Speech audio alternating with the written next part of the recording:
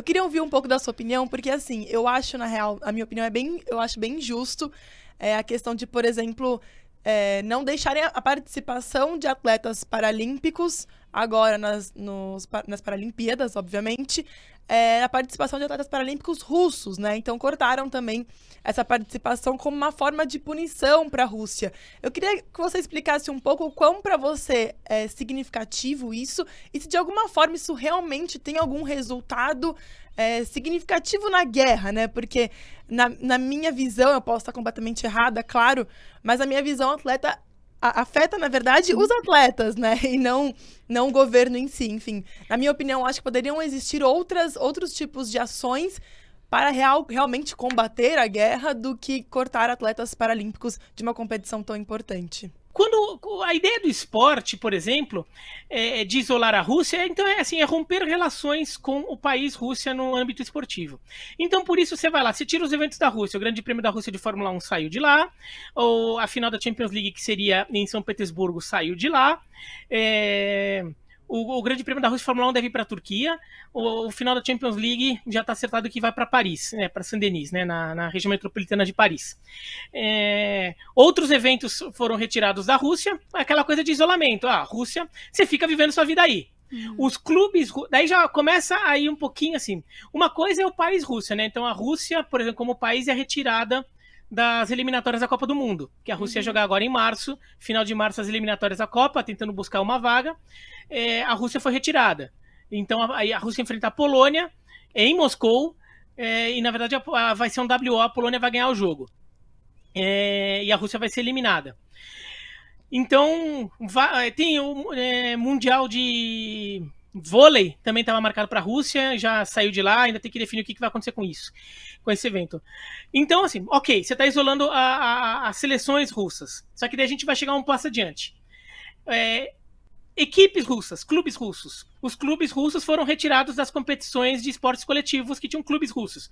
Por exemplo, o Spartak Moscou foi retirado da Liga Europa. Aí já começa a ter gente que fala, pô, mas será que é para tanto? Será que não é para tanto? Por um lado, falar, o Spartak em particular não tem nada a ver com isso.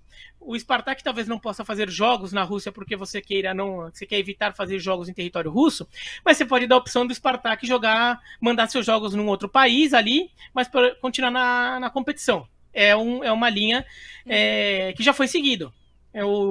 Quando tinha a guerra da Iugoslávia, o Estrela Vermelha pôde continuar jogando as competições desde que mandasse seus jogos fora do que era a Iugoslávia na época. Outro caminho a gente rompeu relações com a Rússia. Então a gente isolou o que é russo. E no final das contas, os clubes russos, eles têm donos que estão entre esses oligarcas que estão dentro da esfera de influência do Putin. Então, você também prejudicar esses oligarcas, de alguma forma, você cutuca, você pode ajudar a criar uma pressão interna. Assim, eu não estou falando que está certo ou errado. Sim. Agora a gente vai passo adiante. Atletas de esportes individuais russos. Porque você pode falar, você pode punir clube russo, que é uma entidade, uma instituição com sede na Rússia. Agora, o atleta é um indivíduo. Você vai proibir o cara de trabalhar? Você vai proibir um professor universitário russo que dê aula numa universidade num outro país de dar aulas?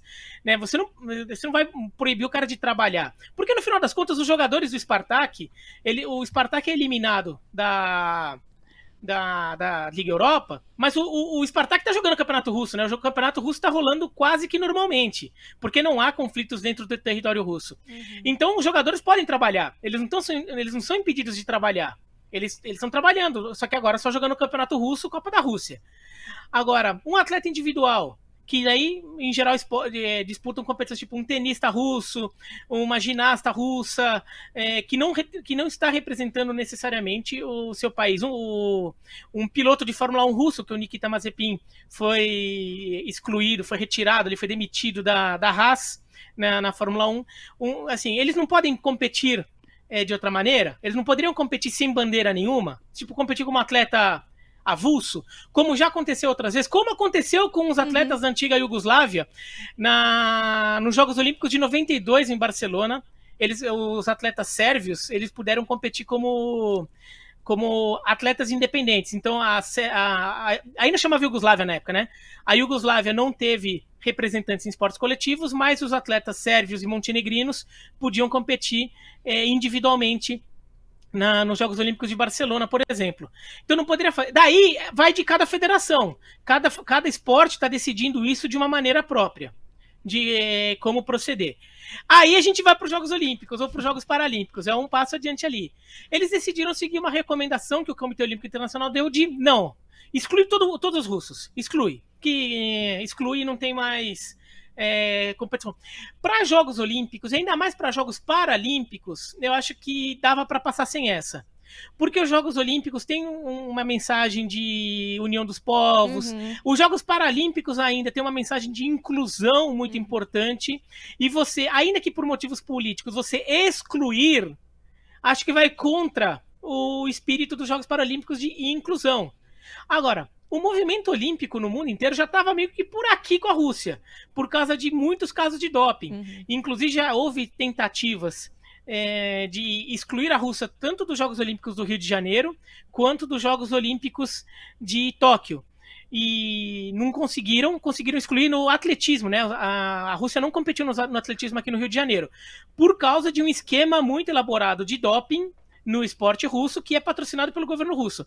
Então, acho que o movimento olímpico já estava meio que por aqui com a Rússia, e já estava querendo achar um motivo bom para chegar e excluir a Rússia, e não conseguia articular isso só pelo doping. Agora, acho que acharam um pretexto bom falar que se dane a Rússia, entendeu?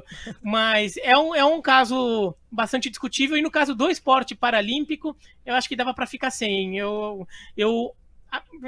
Eles podiam permitir que os atletas competissem como indivíduos independentes. Sem bandeira. Até pela mensagem de inclusão. Até porque o esporte muitas vezes está permitindo que aqueles indivíduos eles sejam incluídos na sociedade deles. No caso, a sociedade russa, ou seja, onde alguns podem até, de repente, morar no exterior e serem russos, então competem pela Rússia, mas moram no exterior. Mas eles poderem competir ajuda a inclusão deles na sociedade em geral. Então, para Jogos Olímpicos e Jogos Paralímpicos, eu seria a favor ainda da manutenção da Rússia, pelo menos em esportes individuais, com atletas competindo sem bandeira.